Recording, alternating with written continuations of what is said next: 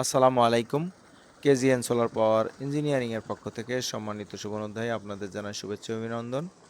আমরা আরও একটি পাম্প স্থাপন শেষে পূর্ণাঙ্গ প্রকল্প এবং পানি উত্তোলনের দৃশ্য আপনাদের সামনে তুলে ধরছি।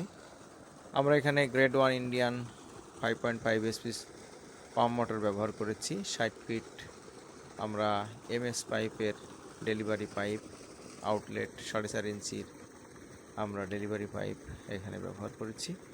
আমরা এখানে সবচেয়ে ভালো মানের 30 বছর পাওয়ার ওয়ারেন্টি এবং ফ্লাশ রিপোর্ট সহ সেটা অ্যাপ্রুভাল সবচেয়ে ভালো মানের টায়ার 1-এর প্যানেল ব্যবহার করেছি, যেটি খুবই ভালো আউটপুট। আমরা সবসময় প্রত্যেকটি পাম্প স্থাপনের প্রতিটি জিনিস আমরা চেষ্টা করি সবচেয়ে ভালো মানের করে দেওয়া।